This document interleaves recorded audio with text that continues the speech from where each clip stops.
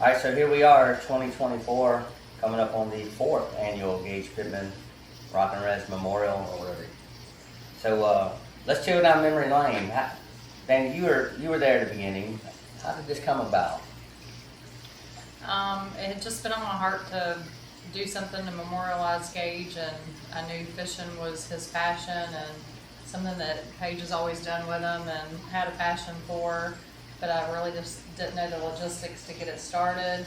And 2020 being the pandemic, they weren't able to have Rock the Dock, and was kind of putting together the Rockin' Reds, and we just reached out and teamed up with them and made it the Rockin' Reds Memorial, which works because Gage played the guitar as well, so that's kind of cool with the rockin' part. But Yeah, it just kind of took off from there. Rockin' Reds. Yeah, so it's kind of gratuitous that in 2020 with the pandemic, another big tournament around here put on by Panacea Waterfronts. Didn't operate that year. Panacea Waterfronts was wanting to raise some funds for the good things they do. You were wanting to raise funds to memorialize Gage and through scholarships and things for the youth. It's just kind of like, let's just be honest, God had a hand in it, right? Yep. Yeah. Yeah, what was, obviously a void in the life, cause in our life was losing our son, something no parent should ever have to go through. But we wanted to have not just the void and the hurt, but to figure out a way that we can, and come together with other families. It was overwhelming actually, with just the amount of sponsorships and volunteers and the people in the community that just came around this, and this really helped just make this happen. And it takes a lot of people to do tournaments like this. And just to see, like last year, I think we were close to 100 boats fishing it. So, what was a void or hurtful in our life, back in 2018, in 2020, we were able to really start this tournament and kick it off. And it's a family-oriented, family fun, people getting together, having a good time. But we're also able just to give back to the community from this, from the nonprofit of the Gage Pitman Memorial, being able to give back to the community. So, Right. Yeah, as I recall, that first year we were open to fund a scholarship for 10 years. yes, And we got that done the very first year. first year. And then, so well, you know what, let's broaden it, help out other organizations. We sponsor the Kids Rodeo down in Panacea. Did the stuff with the high school, with the welding team. So it is, I think you hit on a great point. It is a family-friendly oriented tournament, right? I mean, that's what we're about. We get a lot of pleasure seeing kids come across the stage with their mom, their dad, and they're coming up there. And you have generationals. I'm thinking of the Clarks and them, how they come out. There's 3 generations out there fishing together. I mean, it's just awesome. And then making the money, bringing in the funds that now we get to go and present scholarships that can change people's lives, right? Absolutely. Good to know. Absolutely. And I think you touched on a good point.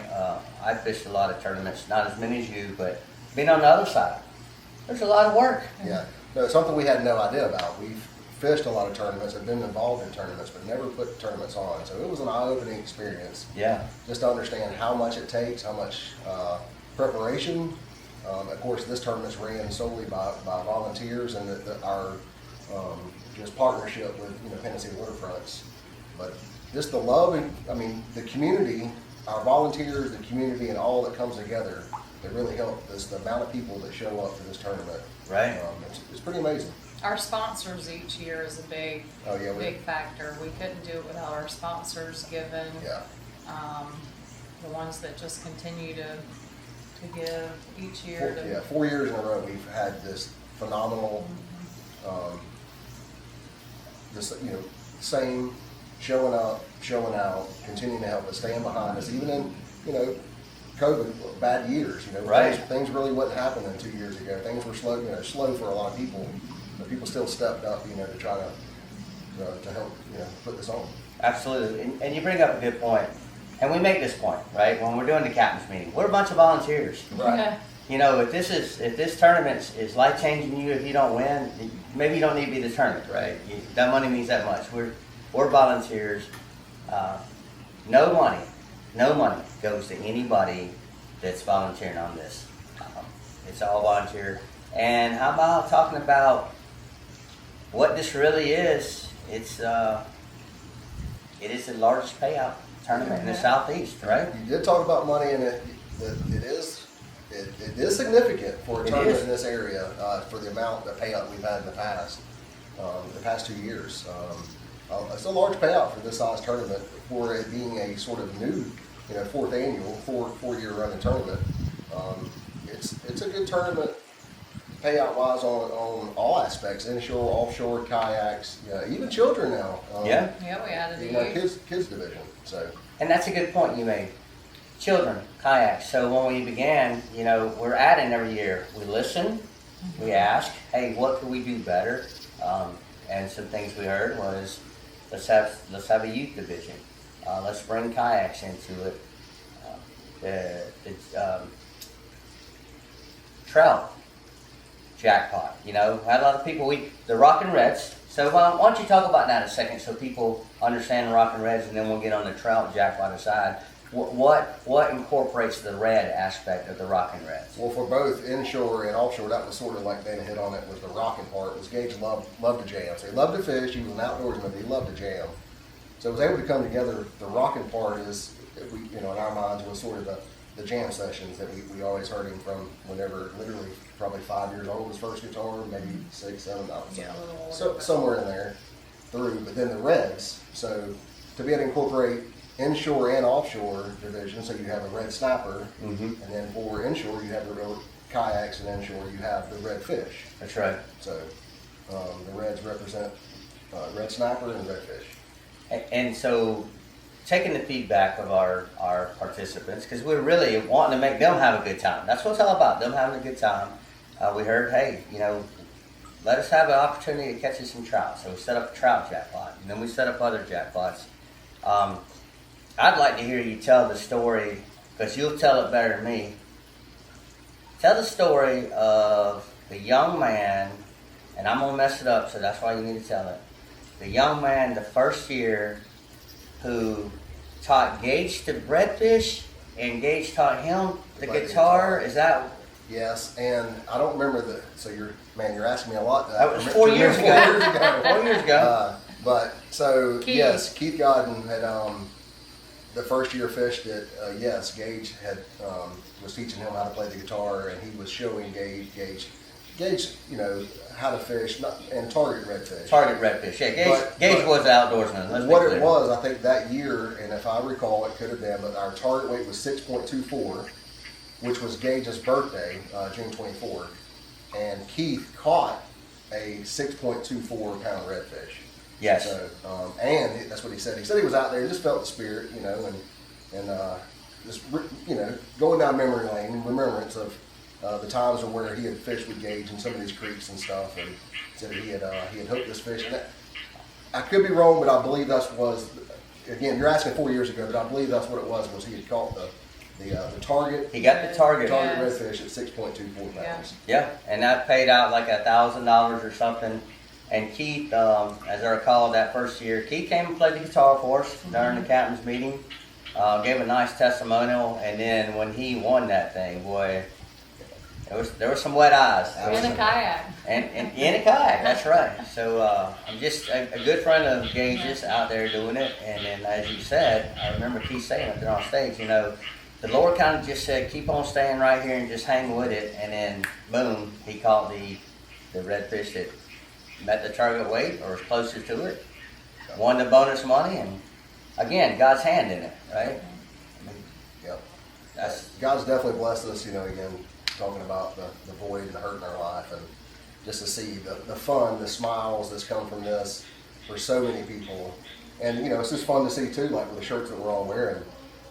Throughout the year, I see them all over the place. I've seen them in other states. Yeah, even our kids are like, we just saw a Gage Pitman memorial shirt, and that brightens their day and puts a smile on their face, and that's what it's all about. Yeah, I know. You mentioned the void, and it does allow for filling the void some. It'll never be filled fully. But like me as a dad, that grew up my daughters fishing tournaments with me that now they don't. I just enjoy watching these families come through, and I'm telling those dads and moms, hold on to it, hold on to it. But they're making the memories, and you know that's really what it's about, right? Absolutely. So this year's tournament, it's coming up. What are the dates on that? Captain's meeting is June 21st. Fish days are the June 22nd, 23rd, Saturday and Sunday. And that's down at Woolley Park in Panacea. Woolley Park, Panacea, Florida. Okay, and we got some exciting news this year. Did we or did we not get a title sponsor? We absolutely did. Yep, Tallahassee Ford. Tallahassee Ford came on board. Yes, sir. That's right. So we appreciate all our sponsors. Yes. We're looking kind of to get a key pillar in the community to come on board with us, and Tallahassee Ford stepped up, and we sure appreciate that. And made a commitment down the range too. So that was solid. So the 21st is the captain's meeting. Yep. I don't recall what time. Is that 6 o'clock? I believe it's 6 p.m. 6 p.m. Come on down. It's if just be able to go on the website and see. We do have the rules, regs, and the scheduled events. There will be a registration, I think, from 5 to 7 that night. That's right. And then that weekend, there's other activities, right, that are going to take place there. You want to talk about that? What's coming down? Vito coming back down? Yep, Vito with good times. Slides will be there. He'll have a couple slides for the kids. There's usually a snow cone and food vendors, and just being at the park out there on the water is just always nice. Hopefully the weather will be nice for us that weekend. Weather is always a challenge. Yeah. We've been touched by some good weather. We've been touched by some bad weather. Absolutely. And then Sunday the tournament ends at 4, if I'm not mistaken. Have to be in line with your catch, but that's always a great time. Yeah. Sunday afternoon, I highly recommend come down there, watch that final weigh-in, watch the awards going on. I mean, it's very, again, family friendly oriented, and I just think it's a great time. Absolutely. All right, so what are we missing on the tournament? We appreciate all our sponsors. Yes. The background on it, you know, Gage's son, taken a little early, and what an opportunity to have, I'm not going to say generational changes, but, I grew up economically challenged, and some of these kids were touching her that way, and you're giving them an opportunity to go to school, and we don't say where they go to school. Right. You want to go to a VOTEC? You want to go to community college? You want to go 4 years? You go. But that can change some lives, right? Absolutely. Yep. No, it's definitely a blessing to be able to further this through this tournament to get to have, and their sponsors to have the funds to be able to help award to, like you're saying, the ones that need this sponsorship, or not necessarily need, but can definitely use, and it would help that next step in their lives and their schools, and to be able to use these funds for scholarships to further their education. All in Gage's memory. Right. So, Right. So Gage is living on, not just through the tournament, but through these folks' lives there that are being changed, and then the things that we're doing, like with the high school, right, or the rodeo, kids fishing rodeo, those things. Something we touched on, but I don't think we went deep enough in is, you want to talk about the payouts here?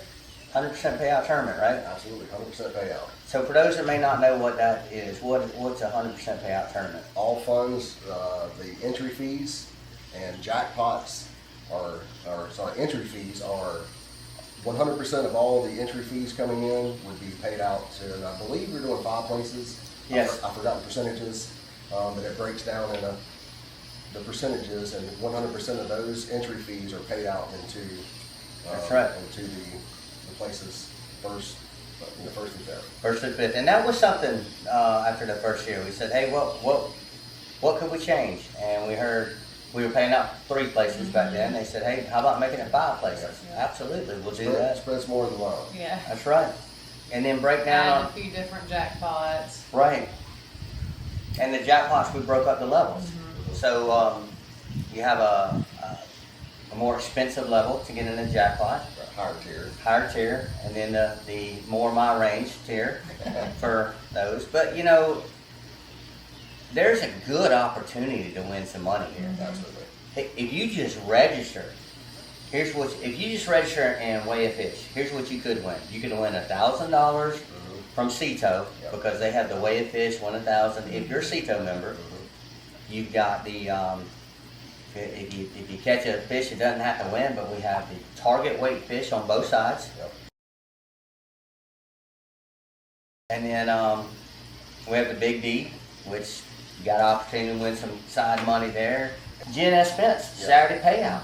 That whoever weighs the biggest red snapper and whoever weighs the biggest, heaviest redfish, that has bonus money. I think it's $500 each for those. So a lot of money just for not even winning, Yeah. right? And then the jackpots. You mentioned the payouts. We've paid out over $120,000 in just 3 years. Absolutely. Yeah. Let me say that again. Yes. Large amount. Large amount. $120,000 in the past 3 years. Last year was $45,000. On a 100% payout. If you register, your entry fee goes back in. Somebody wins it. We don't take a dime. It's sponsors like Tallahassee Ford and all the others that help us do what we do, to put the tournament on, cover those costs. You know, let's admit, even if you don't win, you're still fishing, right? That's right. And you're having a good time. Still having a good day. You're having a good time. You get to see us. I mean, and then there's food vendors and, beverage Raffles, vendors. I forgot to mention raffles. We do a 50-50 raffle, and Alex with Southside Mower always donates, and Flossie's Hair Therapy always has a really nice basket. So there's another way to have fun. And That's right. I mean, come on. You don't have to be entered. You can come down and just enter in the raffle. And we welcome people to come on down Friday night for the captain's meeting. Definitely Saturday for the final or Sunday for the final weigh-in. Come Saturday for the weigh-in. It's a little slower on Saturday, but that's why we have the activities out there. But a lot of good stuff. Yep.